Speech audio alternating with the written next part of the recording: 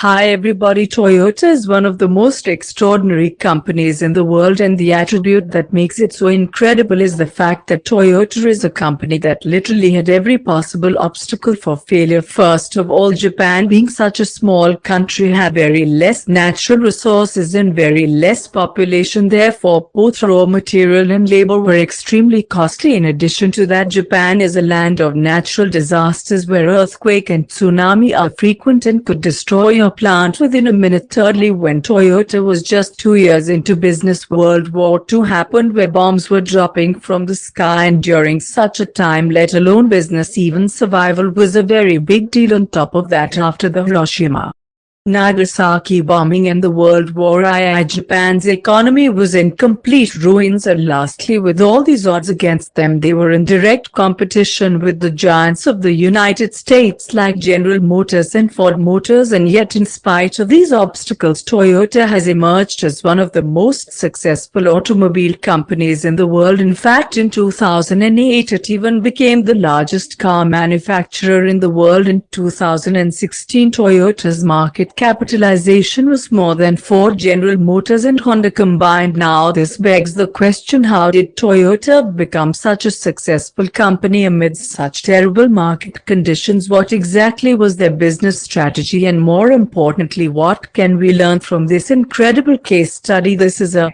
story that dates back to 1950 Japan. Now it's already been 13 years since Toyota has been founded, and Japan was in complete ruins after the World War II. During the war, Toyota barely survived by pivoting between making trucks and cars for the military needs. The condition of the company was so bad that even after 13 years of efforts, while Toyota Motors produced just 11,000 automobiles in the entire year, on the other side, Ford Motors produced more than 1 million automobiles in the exact same year, and this massive disparity in production prompted Toyota's top manager Eiji Toyota and several of his engineers to visit the Ford's Rouge plant in an attempt to learn how do they exactly improve their manufacturing processes. But after this visit, they realized that simply copying and improving the Rouge system would not really work in Japan. Why? Because Toyota was in a very poor financial condition. On top of that, Japan was just recovering from the ill effects of the World War, which left the country starving for both capital and foreign exchange. Therefore, Toyota could not buy the latest Western production that was needed to improve the production efficiency and to scale up the production. So practically speaking, there was no way Toyota could compete with the American companies in two of the most crucial aspects of manufacturing, and that are capital and machinery. Now during such a time, any ordinary engineer would give up and declare that there is no way he could compete with the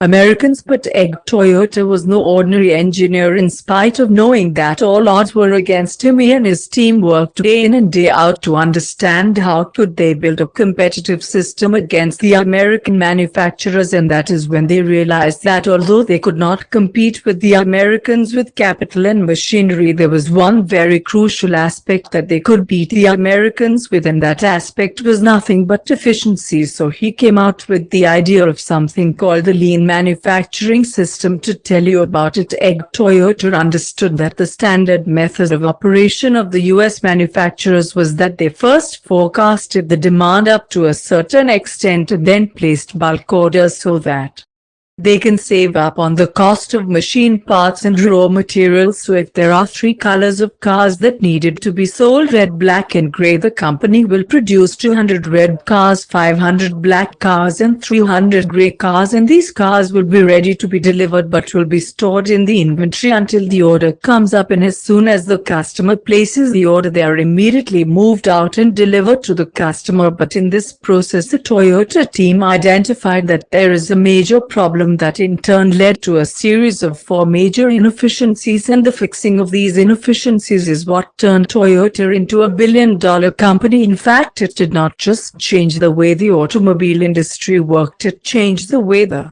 entire world's supply chain worked. The question is, what were these inefficiencies and how did the Toyota team fix it? Number one, the Toyota team realized that when the demand forecasting happened in the United States, the production always used to produce cars in surplus and never in deficit. Therefore, more often than not, it led to excessive resource allocation. This meant that unnecessary people were hired, more equipments were purchased, and more materials and products were stocked up in the inventory, and this in turn led to an increase in the overall cash cost without adding any value. Secondly, the presence of unnecessary people, equipment, and materials automatically led to overproduction, and then overproduction further led to the third type of waste, which is excessive inventory of the final products. In this case, if there are 1,000 cars that are overproduced, that is a huge amount of land that is being utilized, leading to very high maintenance cost, labor cost, and transportation cost. And lastly, when all these waste come together, it leads to the fourth type of waste, which is unnecessary capital investment. For example, a 1,000 crore loan has been taken out, and if it is utilized in overproduction, do you realize it's going to stack up a crazy amount of interest cost, leading to very high cost with zero return on investment, and this further leads to more administrative cost, depreciation cost. 8